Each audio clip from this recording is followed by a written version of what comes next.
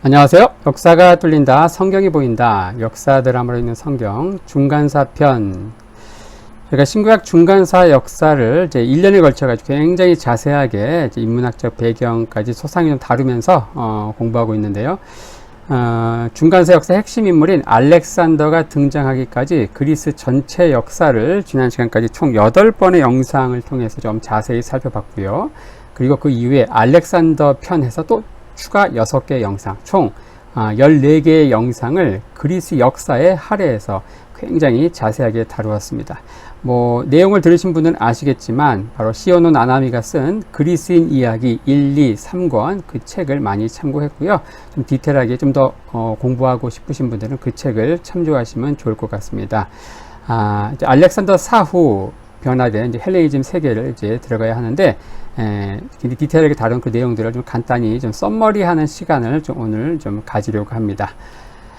자, 그리스 역사, 바로 이제 3차에 걸친 페르시아 전쟁, 바로 동양에서는 페르시아, 그리고 서양에서는 아테네로 대표되는 그리스 도시국가 연합체 간의 전쟁이 총 3번 벌어지죠. 요 이전의 역사, 전의 역사를 이제 또 간략히 우리가 좀 살펴보았죠. 바로 그리스 역사에서 최초의 문명은 크레타 문명, 그리고 그 뒤를 이어서 미케네 문명, 그리고 도리아 문명, 3개의 문명이 있었고, 그 이후 400년간의 암흑기, 아무런 기록도 남지 않은 400년간의 암흑기가 있고, 자, 그러다가 이제 도시국가들이 출현하게 된다. 그 도시국가들이 이 그리스 세력권이 이제 워낙 그리스가 척박하다 보니까 먹고 살기 위해서 바다로 진출하면서 해외 식민지 개척을 1차, 2차에 걸쳐서 하게 되는데, 자, 그때 이제 그리스의 세력 판도가 어디까지 뻗쳐나가냐면은 바로 지금의 터키 동쪽, 서쪽 해안에 있는 이오니아 지방, 그쪽을 시작해서 또 남부 이탈리아, 그리고 지금의 불가리아가 있는 터키, 트라키아 지방, 그리고 흑해 지방까지 퍼져나가는 이야기 했습니다. 자, 그런 가운데 이제 스파르타가 제일 먼저 국가 바로 세우기에 들어가고, 그리고 이제 아테네가 뒤이어서 등장을 하고, 이렇게 하면서 이제 우리가 지금 다루려고 하는 1차, 2차, 3차에 걸친 페르시아 전쟁 펼쳐지기 전에는 이미 서양에도 당시 동방의 최강자인 페르시아와 맞짱 뜰 만한 이제 제대로 된 문명, 그리스 문명 국가들이 이제 탄생하고 있었고, 동양 서양은 이제 진검승부만 이제 앞두고 있는 그런 상황이었다는 것을 말씀드렸습니다. 자, 총 3차례 이제 전쟁이 벌어지는데, 1차전은 이제 주전 492년. 근데 또 요거는 이제 풍당을 만나가지고 전부 해군이 수장되면서 다리우스가 그냥 돌아가게 되죠. 그래서 아테네 근처도 가보지 않았기 때문에 때로는 숫자에서 세지 않기도 하지만 어쨌든 1차 전은 이렇게 끝이 나고요. 2차전이 그 유명한 이제 마라톤 전투가 되죠.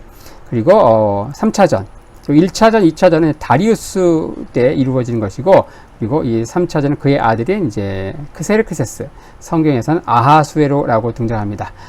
그래서 3차전이 바로 주전 480년에 있었던 살라미스 해전. 어쨌든 이 3번의 전투에서 그리스 세계가 승리하게 되면서 이 그리스 연합군의 중추적인 역할을 감당했던 아테네가 바로 승리의 과실을 거의 다 따먹으면서 독주하게 되죠. 그때 아테네의 통치자가 누구였는가? 바로 페리클레스. 이 시대에 이제 우리가 잘 아는 유네스코 문화유산 1호인 파르테논 신전부터 해서 소크라테스를 위시한 각종 이제 그 그리스 희극, 비극 이런 것들, 문화적인 콘텐츠부터 해서 하드웨어, 소프트웨어 모든 것들이 찬란하게 꼽힌 시기가 바로 이 시기였다. 자, 하지만 그리스에게는 이제 이를 이제 또 굉장히 배아파하는 또 국가가 있었죠. 스파르타. 아테네가 혼자 잘 나간 이런 상황에서 스파르타를 중심으로 한 이제 펠로폰네소스 동맹, 그리고 아테네를 중심으로 한 델로스 동맹, 2개의 패거리가 이제 나누어 가지고, 자, 페르시아라고 하는 이제 공공의 적이 사라진 상황에서 그리스가 바로 무려 27년에 걸친 주전 431년에서 주전 404년까지 무려 27년간에 걸친 내전 이 펼쳐지는데, 바로 그 이름하여 펠로폰네소스 전쟁이라고 하죠. 이 전쟁에서 누가 이기는가? 바로 스파르타가 이기면서 이때부터는 스파르타 독주 시대가 펼쳐집니다. 주전 404년 전쟁이 끝난 이후부터 주전 371년 레욱트라 전투에서 바로 테베의 군대에 이제 스파르타가 일격을 당하면서 테베의 독주 시대가 10년도 가지 않습니다. 한 9년 정도 가고요. 그리고 주전 338년부터 그리스 세계에서 오랜 왕따였던 같은 그리스인이지만 이제 그들이 채택하고 있던 왕정 체제라든지 남부 지방과 달리 이제 북부 지역에 가로막고 있는 3,000m가 넘는 올림포스탄에 가려져서 이제 남부 그리스 세계와 이제 유기적인 교류가 별로 없었던 이 마케도니아. 어쨌든 이들도 이제 그리스인입니다. 그 마케도니아의 필리비세가 바로 주전 338년 남부 그리스 연합군을 이제 무찌르면서 이때부터 마케도니아 독주 시대가 펼쳐집니다. 그래서 3차에 걸친 페르시아 전쟁 승리 이후 아테네 독주, 그리고 펠로폰네소 전쟁에서 승리 이후에 스파르타 독주, 그리고 레우트라 전투 승리 이후에 테베 독주, 그리고 카이로네의 전투 승리 이후에 마케도니아 독주, 이렇게 아테네, 그리고 스파르타, 그리고 테베, 그리고 마케도니아 독주, 이게 순차적으로 이제 그런 등장하는 이제 그리스 역사가 되겠고요. 자, 마케도니아 독주 이 시대는 이제 그 유명한 바로 알렉산더 시기인데, 알렉산더. 자, 앞서 말씀드린 대로 주전 338년 이 카이로네 전투에서 이 필립 2세, 이 마케도니아에 맞서는 반마케도니아 동맹, 그 연합군을 다 무찌르면서 오랜 내전에 시달리던 이제 그리스 세계, 이 발칸반도를 통일하게 되죠. 하지만 2년 후 그 필립 2세가 암살당합니다. 근위대 장군에 의해서 암살당하면서 약관 20세의 나이에 알렉산더가 어부지로 왕이 된다. 하지만 20세의 그 어린 그 왕을 무시하면서 결국 남부의 테베, 아테네, 스파르타 이런 도시국가들이 반란을 일으키게 되고, 그래서 초기 2년간, 주전 334년까지 초기 2년간은 알렉산더는 이제 이 반란을 진압하는데 모든 시간을 이제 쏟아야 됐다. 반란을 최종적으로 진압한 이후에 334년, 아버지가 그랬던 것처럼 고린도에서 제2차 고린도 회의를 열고 바로 그리스 연합군을 만들어서 페르시아 정벌에 나서게 되는데, 그 유명한 이제 세계사의 물줄기를 단번에 바꿔버릴 이제 동방 원정이 이때 시작이 되죠.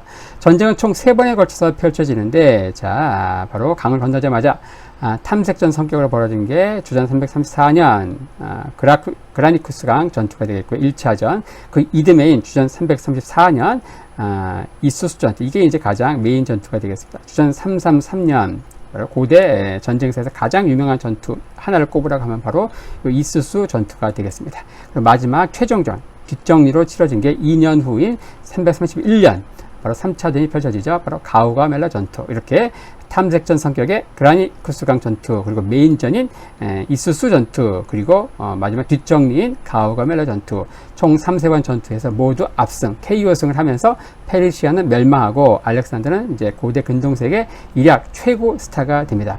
자, 그라니쿠스강 전투 이후에 소아시아 지방, 이오니아 지방을 다 접수하게 되고, 그리고 이수스 전투 승리 이후에는 지중해 동부 해안과 바로 이집트까지 정복하면서, 이집트에서는 이제 아예 그냥 신의 아들로 알렉산더를 선포해버리고 그 대세에 순응하게 되죠. 그리고 그 사이에 알렉산더에 저항했던 두 개의 도시, 두로 7개월간 저항을 했고요. 그리고 가사는 2개월간 저항을 했다. 그런 얘기 했습니다. 그리고 이후에 이제 가우갈라 전투 이후에 다리우스 3세는 암살당하죠. 그리고 이를 죽인 박트리아 태수, 베수스 자칭 황제를 이제 칭하면서 도망갔는데, 그를 끝까지 추격해서 처형을 하게 되고, 이란인과 전투하면서 중앙아시아를 정복한 최초의 서양인이 된다, 알렉산더가. 그리고 그 이후에 인더스강까지 오게 되고, 거기서 인도 왕 포르스와 전투하게 되는 히다스페스강 전투 이야기였습니다. 그리고 이제 겐지스강까지 가려고 했는데 어떻게 합니까? 무려 11년간 22살에 이제 알렉산더가 22살에 동방 원정을 해가지고, 이때는 이미 이제 어때요? 33살이 된 거예요. 33살. 무려 11년간 동방 원정을 하니까 군사들이 더 이상 못 가겠다. 고향에 가겠다. 그래서 종군 거부를 하게 됩니다. 그러면서 이제 돌아오게 되죠.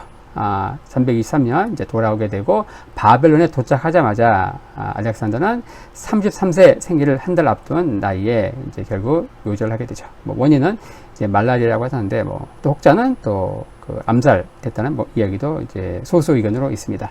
이렇게 하면서 필립 2세의 통치, 그리고 그 아들 알렉산더가 주전 336년에 즉위해서 323년 20세에 즉위해서 33세에 죽기까지 역사를 간략히 살펴봤고요. 자, 저희가 그래서 이후에 살펴봐야 될 시기는 알렉산더가 정복한 동양, 서양을 아우르는 아프리카, 그리고 아시아, 유럽을 3개 대륙을 아우르는 거대 제국을 놓고서 그 이후에 펼쳐지는 그 알렉산더 후계자들의 시대, 소위 말하는 이제 계승자, 후계자라는 뜻의 디아도키 시대에 대해서 이제 다음 영상에서 좀 자세히 또 추적해서 살펴보도록 할 것입니다.